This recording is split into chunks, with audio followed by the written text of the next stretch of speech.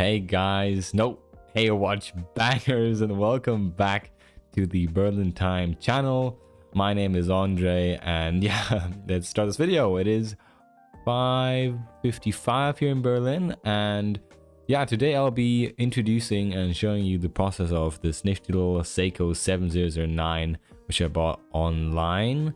And yeah, while I show you the condition, I just like to, send my appreciation to the viewers out there. I just got 1,000 views on my last video, and I'm really happy. I know it's not that much, but I'm just grateful, and I hope you guys enjoy the videos and stay. So yeah, as you can see, the crystal seems in good shape. The original bracelet is a bit scratched up here, and the case has some, scuffs and wearing marks, but that's all fine because this watch is a bit older. And we can start by getting my toolbox. I don't know if you guys noticed this, but in comparison to my first video, I have a toolbox now. And yeah, this is also off eBay. This is like a used sewing kit box, and it's very useful. So you can, like, oh, I broke off the knob then on the right. Let's just re-screw it in, and let's pull it apart. And there's like different compartments and like stages, and ta-da, everything fits in there. Now we can start by prying out the spring bars for the bracelet with our little tool here. These do seem very old. Let's take that off. Alright, there's some gunk in the corners, and here you can see the bracelet. It is the original Seiko bracelet, so I'll be keeping this, but I don't really know how to repolish this, so I think I'll just keep it vintage. But yeah, so this is the original bracelet. The links are also signed, which is pretty nice. And now we can get to the other spring bar on the other side, and oh, this looks pretty damaged. Okay. Oh damn, that did not look good. Okay, let's take this off and remove the spring bar on the top here so we can take a closer look at it. And that is bent and just broken. See, there's a little spring. So yeah, now we can test the function of the watch. The date wheel turns, the hands turn as well. Oh, the second's hand is turning again. Okay, and we can just check on the movement here, just use our little cheap watch back opener. For anybody who doesn't really sell watches, I just recommend this. And let's take the case back off. There were sadly no signs of any service or watchmaker working on this before. And with that gone, we can see into the watch movement. The rotor moves nicely, but there are some signs of corrosion and usage, like the winding wheel, for example. And when giving the balance a push, you can see that it is beating pretty healthily. I'm very surprised. And when we flip it around, you can see that the second hand is also interacting with the balance wheel. So yeah, it's kind of working. Nevertheless, I have a video to produce, and and a watch to service. So we'll start by dismantling the stem. Just press down the lever and pull out the stem by the crown. And now we can place the watch with its open back on a cushion and just pull off the watch case like this, just carefully, not to damage anything. Perfect. We can take off the watch hands here carefully, and when we take a closer look at them, we can see that they're in pretty good shape. So no overworking or polishing is needed on them, which is always nice. Now we can cross out the name on our sorting box from empty and add the name of our project, Seiko 009, with a little cute smiley at the end. Yay! And yeah, so this is the pretty dial we can start taking off. We'll take a screwdriver for that, and there's these little like knobs on the back of the movement where you can just insert a screwdriver and turn. And these basically have a little lever attached to them, and those hold the watch dial feet in place. So we just turn them open so that we can take the dial off carefully in a second here. And there we go. See, that's oh, a bit careful so nothing breaks off. There we go. And we can store the dial in this little coin holder. I actually bought it for like a coin, but now it is a dial holder. So yeah, and close that bad boy up and take it away. Of course, we can also get rid of the dial spacer here and the movement spacer. And as you can see, the day dial is in Arabic and English, which is kind of cool. I definitely like the vibe, so I'll definitely be keeping that. And we can move on to prying up the day wheel, and we'll use my little infamous cutter hack to pry this little holder up and then remove it with the tweezer. Goodbye. And now we can just leverage up the little day wheel carefully so nothing scratches, even though it is already scratched a bit, but it doesn't matter. We'll just take that off. And yeah, we can have our first look onto some of the systems. And before we go any further, we can just spin our movement holder so it will accommodate our movement nicely, and place that in there and just tighten it so nothing moves around while we work on it, because that is basically very fatal. So the next step is where I unscrew the front cover plate, and I forgot to film it. So first we take off the spring for the day wheel. See, after you have unscrewed it, which I did, and then you take off the cover plate underneath that. You could technically also take the day wheel off here as well, but I just separated it. And afterwards, oh, looks like the spring was tensioned in there, but afterwards you just take the date wheel off, and that's basically it. You can see at the top there's some corrosion, there's some dirt all around here at the side of the movement, but the main components seem fine. So we just take off the hour wheel, and we'll use the hand remover to leverage up the pinion here. Oh, there it is. Take that off. And let's take the translation wheel to the 24-hour date setting, as well as unscrewing the wheels for the day and date setting here carefully, and taking off the, oh, there we go, taking off the individual components of the 24-hour wheel. We can move on to this little lever which interacts with the day wheel. So this pushes the day wheel forward when you quick set it. Take off the cover plate and the little spring underneath it, which does the whole, you know, lever action. So make sure that that does not fly in oblivion here with our tweezers, and take out the translation wheel there, and we can move on to the setting system. Remove the system cover plate here with its screw carefully. There we go. And now we can disengage the yoke from the clutch lever exactly, and just press that up. So there we go, the tension is lifted. Take out the yoke, take out the clutch. This movement only has a clutch out of one part, and now we can take out the date spring as well in the top corner, not to forget that in the end. And we can take out the clutch lever as the last part. There we go. Now I did notice that I forgot to film a part, which is basically this little spring you can see there, and it covers the curve of one side of the movement, and it's not that big of a deal. We can just unscrew it and rescrew it at the end. Now we can flip the movement to work on the back side of the movement. Now we can start by taking out the balance. This is just make sure that we don't slip, or anything could happen, so just take it out at the start. It is basically the most important part of the watch.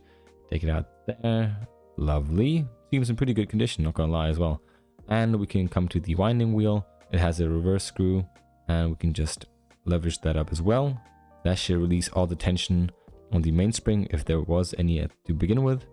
And come to the pallet fork bridge here, unscrew that, and take off the two screws which hold it down. And lift up the bridge here carefully. And oh, one more try. There we go, lovely. We can remove this component here as well now. Oh, let's just grab it carefully there, and take off the pallet fork as well, of course. Now see, the jewels seem order. Let's just put that away. Now the wheels also turn nicely, so nothing is broken off. But it definitely isn't working at its best, so we can just give it a cleaning. Now let's unscrew the ratchet wheel here for the winding. I don't know if you guys noticed, but I'm using my old brass tweezers. This is actually old footage, and yeah, I'm just using them to show you how dirty this winding wheel is. We definitely have to replace that. And yeah, I think I do have one more video planned with the old tweezers, so you won't have to see the abused tweezers much longer. So yeah, but I'll miss them. So we can just unscrew the screws here to take off the main bridge, and just lift this bad boy up. There we go. And we'll see the inner workings. Take out the fifth wheel and the second pinion there, the fourth wheel and the escapement. And now take out the ratchet spring here for the mainspring barrel, it is really bent. We definitely have to replace that and remove the barrel. Now to go one level deeper, we can just take out this little sub bridge which holds in place the last wheel. There we go. Oh, and lift that up carefully, and with that we've completely disassembled the whole watch, so we can just move on to cleaning and lubrication. Now before we move on, we can take out this little part of the main bridge. This is part of the winding system. This little clip here holds the wheel on top in place, and this wheel basically uses its prongs to allow bi-directional winding on the winding wheel. So it's a very useful component of the watch. There we go. There we have the little prong springs and the wheel there. Since I said last time that I was looking for alternative cleaning methods, I did do some research as promised into, like, mechanical cleaning and ultrasonic cleaning, and even for some vintage pieces on eBay, but they still cost like $200 upwards. And yeah, I'll just be sticking to the lighter fluid and alcohol cleaning method for now. It works, and yeah, you guys are probably sick of me always talking about my future endeavors, but I don't care. But yeah, I'm cleaning all the parts here, and yeah, I hope you guys' week is good. I just finished a lot of my uni stuff, so I got more time on this, and yeah, it's fun. So now we come to lubricating and cleaning the shock and spring jewels on this Seiko. So first we get the little cover thing for the shock, the jewel cover of the shock jewel out of place here. Take that off, and now we can use some Rodico to pick it up and of course separate the parts, so the cover jewel and the actual jewel bearing in the back there. And the same thing we do on the back side. So we take off the little lid, I guess, the golden lid with some pithwood, and take that off, and then we just take it out again with the Rodico and separate it, and yeah, that's it. And then we just clean it. Now we move on to the mainspring. I don't have any mainspring routers again, or yet. So we just open this up with a screwdriver. It has a little slit in the middle. Usually it's in the bottom, but this design has the slit of the mainspring barrel in the middle, so we can just pry it up with our fingers. It didn't work with the screwdriver there, and yeah, it looks pretty clean, to be honest. So let's just look at that.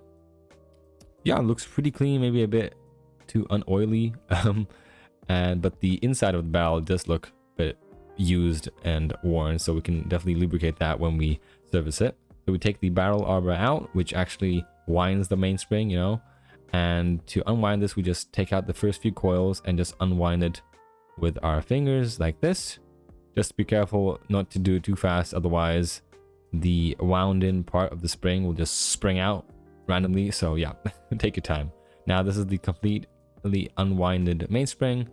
We can throw the barrel and the lid in there, as well as the arbor, and start cleaning the actual mainspring.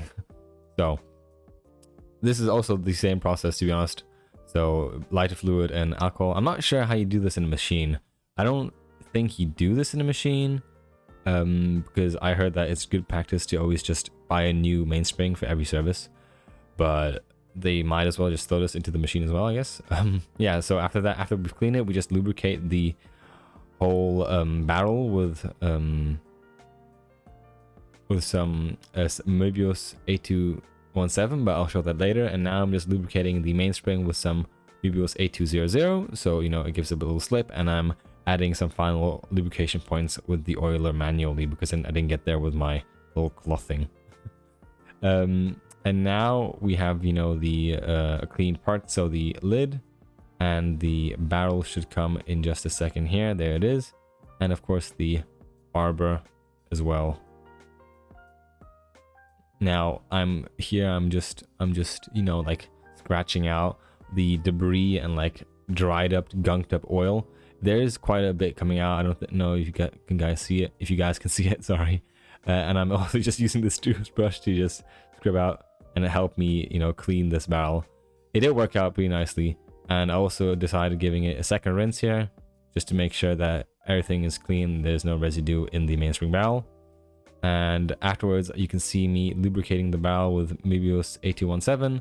That's a braking grease for the automatic mainspring, and I'm just winding the spring back in by hand. You can see I've adjusted a second time here because I wound it in the wrong way. I'm just making sure not to wind it in the wrong way because it'll break the spring and I'll have to buy a replacement, and ain't nobody got money for that.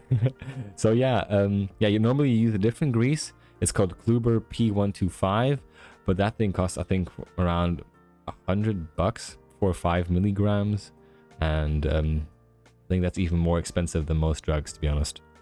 So yeah, if I don't have money for drugs, I don't have money for Kluber P125.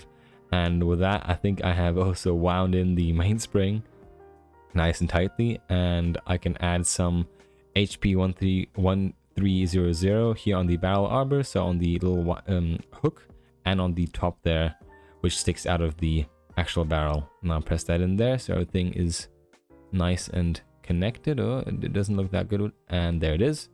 Add the lid and just press it down with my fingers. I think I'll have to do it again here, and yeah, that's it. Now, as I said before, we come to actually reassembling and lubricating the balance and shock jewels. So we put the back jewel bearing in, put some Möbius 9010 on that bad boy, and then we can just cover it up with the jewel cover here. Just make sure, these things are absolutely tiny, so just make sure that you just don't drop it anywhere and let it fall into the bearing.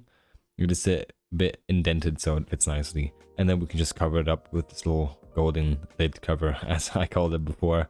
Make sure it snaps in place. The focus isn't that good. There we go, and the last tooth is in place, and that's the one side fit in nice and snugly. And then we can move to the front side, put in the bearing here, lubricate it with the same oil, and now we can put the jewel cover on there, let it snap into place, and oh, it is a bit messy here. Ah, there we go, snapped into place, and put the lid on this bad boy as well. It's gotta, and you gotta be careful when you adjust these metal springs for the covers. Sometimes you just have to test. Oh, see, look at our job. Lubrication really did some good. It's moving absolutely nicely. And with that, we can also just start reassembling the watch. Let's just oil up with some HP 1300 and place back the center wheel. Give it a little turn spin to make sure that the oil is spread, and then we can cover that up with the subplate here. Make sure that the bearing and the wheel are nicely aligned, and then we can place down the screw so that that gets tightened down. There we go. And next up, we can oil the top of the bearing here, because we'll place down the second wheel. Make sure that falls into place there, and the third wheel, and that also acts as the second hand pivot, so that's why it needs some lubrication. Now we add the escapement wheel here in its place, make sure it's all in place, and finally the mainspring barrel, which we serviced nicely. Obviously we can add back the spring. I did not have a replacement, so I used the old one. I know it's very bad practice, but let's just hope it works. And this is also my personal watch, so I won't be gifting it to anybody. And we can reassemble the main plate. So we have the main bridge. I'm sorry, we have the main bridge, the prongs, and the wheel. I did try to clean up the wheel on top with some brushes. It worked only partially, and then we can clip it back with the little clip on the underside there. And that's basically how you reattach the main bridge of the Seiko 709. I know it's a mess. It looks absolutely disgusting. I am sorry, but I did my best without any replacement parts. So we can place that back onto the main plate. Make sure that all the jewels are aligned and the spring is not under the main plate, or the main bridge, sorry. And then we can just test all the wheels are turning. So we can just put these screws back in and tighten this main bridge down so that we can lubricate and move on to the next stages of this reassembly. That's the second screw, and finally the third screw, which hold down this main bridge, and then we can reattach the winding ratchet wheel, put the screw in which holds it all down, and that should be it. There we go. Everything is moving nicely as well. And then we can put on the second winding wheel, which hooks on to the winding prongs there of the main bridge, and screw this in. Again, this has a reverse screw, so you do it into the other direction. And this is just because it doesn't unscrew itself when it's winding. Now we can use some lubrication, some Amibius A200 on the prongs here, because there will be a high contact zone with the winding wheel here, and then we can test it out. It's moving nicely, and the other way is working perfectly as well. Nice. Now we can move on one step closer to bringing back the watch to life, to the pallet fork. The pallet fork and the pallet bridge are reattached here. The hooks, the teeth are engaging, so we can just screw this down, and then we can start testing the function of the pallet fork we just assembled, and that is done by just screwing up and putting some tension into the mainspring as I did before. And as you can see, the pallet fork moves from side to side on its own, so there is some power in there. And now we can put the balance back in and make sure it falls in place. There we go, and it jumps back to life. Damn, it jumps back to life really nicely. You can see the amplitude is pretty high by the rate of and the speed of which the balance wheel is moving. So yeah, I'm very curious to see how it holds up on the Timegrapher. We can reattach the rotor, screw this in on the top here, and then we just check if it's, you know, turning nicely and without scratching the main plate or whatever. Now we can put in back this little spring thing, which I forgot, as I mentioned before, to show on cam. And this basically gets screwed down, and this holds the clutch lever in place, and you just gotta bend it around this little pole. It is very difficult, and it's not done there completely. You just have to press it down once more. 1 second. Here we go. There. And this basically holds the clutch lever in place and the stem, so the stem doesn't really fall out there when it is pressed in. So we can put the clutch in, you know, nice and clean, the stem, and let's just push that through the clutch and turn it to see if it works. Okay, it is engaging. That's nice. And now we can come to putting in the clutch lever. Actually, you have to put it in before the big tension spring there, but I forgot, so I just had to slide it underneath. And afterwards we can put in the yoke, make sure that it is engaging with the clutch lever, and don't forget to lubricate the friction points where the clutch lever will be putting the different, you know, settings. So neutral setting, first position, second position, and top it off with the setting system cover and screw that down there. Now we can lubricate this little pinion in the top there as well, and we can finally test it out. So you can move it into different positions, you know, you can press it in there for some settings. You can switch the position here as well, and you can turn the crown. Now we can put in translation wheel, and after putting in the spring there for the quick set, we can put its cover down, screw it down, and then in the last tighten it should fall into place. And now we can come to the cannon pinion, place it on there and press it down carefully, and then we can test it once again. Everything is turning. Yes, nice. And oil the cannon pinion with HP1300 and top it off. And the translation wheel and the day wheel as well there. And we always have to lubricate and test the functions, not that we, you know, make a mistake and then we have to disassemble the whole thing. So we put down the day wheel bottom, the translation wheel, and the arrow wheel before there. We can put some oil there as well, because there are still 2 more stages of this wheel. This is the first stage. There we go. And everything is turning. Another little test. Lovely. And now we can put the date wheel spring in this little corner. Make sure that the end is nice and tucked away there, like this. Perfect. And we can finally bring the date wheel down again. Make sure it hooks into the spring we just installed on the top there. Let the teeth hook into each other. There we go. And that will basically later on move the wheel, you know, in the quick set. And I just put some lubrication there because maybe it'll save it one day. I don't know. Yeah, so that's the movement it'll do when the date turns. And this basically hinders the date wheel to, you know, fall backwards. Now we can cover up the whole front plate with the front plate cover, put in the screws there, make sure all the holes are aligned and the jewel is protruding, for example, and the day wheel is there, which we can then finish off with the last part, and this hooks into the day wheel the day wheel teeth when it turns every 24 hours. Yep. And we can screw that down and place in the day wheel spring, and this also stops the day wheel from turning backwards. So align it with the screw holes and put those in again so we can tighten them down and almost be done with this reassembly actually. Now tighten them, 1 and 2, and then we can place the day wheel back in. As I said again, you know, this Arabic English one is nice. Make sure that the spring and the wheel are both engaged. I'm adjusting the spring here. You can reach it through one of the holes on the wheel. And then we can tighten this down with the wheel clip, I guess. I don't really know what this is, but I'll just call it a clip from now on. And I just, you know, load off some dust for good measure. And then we can test the functions. You can see that the hour wheel is turning here. The date function works as well. And let's just check the date when we press in. There we go. The date function works as well. Lovely.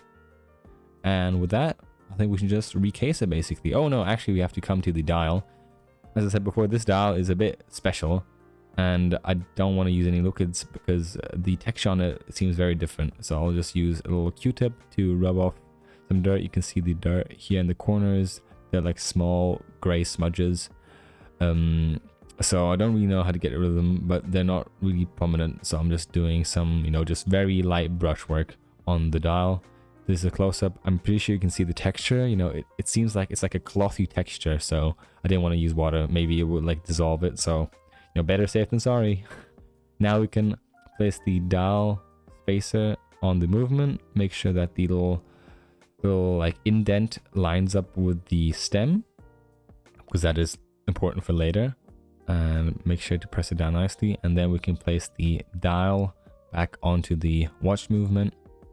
Make sure the dial feet align with the holes, and now we can just slowly press down, not to break anything. And yep, now we turn it, and then we can, once the dial is fully in, we can reattach the dial feet on these little knobs as we showed at the start as well. So just turn the knob so the levers engage into the dial feet and hold it in place. And yeah, looks pretty nice up till now. Let's hope it gets better. So I'll just remove the stem here so we can recase the watch movement. And oh, before that we put in the watch hands, so the hour hand, carefully with our tweezer here. I did get some new watch hand pushers, so they'll be on in two videos, I think. So yeah, watch out for those. And then the hour hand, of course. And then lastly, the seconds hand. Let's see if it works nicely. And yep, it came back to life. Lovely. And just readjust that. And then we can recase it. Press that down there. Make sure that everything goes in. And then we can just reinsert the stem here. It is a bit tricky, not gonna lie, but I did make it manage work. I did make it work in the end. And there, that's it. Not correctly, but almost exactly. And then we can put it on the Timegrapher. Let's see what it says. So the preliminary results after strapping in our lovely Seiko 009 are okay. Plus 70, the amp's pretty decent and the beat error could be better, but we can just readjust that now in a second. And this is it after. The amp is a bit better, the beat error is gone, and the rate is much better. So yeah, I guess the amp is not that high because of the old mainspring, but you know me, I hate changing mainsprings and buying them, so I just use the old ones. And yeah, we can top it off by putting in the dial, the movement spacer, and closing the back of the watch nice and tightly here. And yeah, that's basically it. I have the bracelet, as I said before, it's everything working.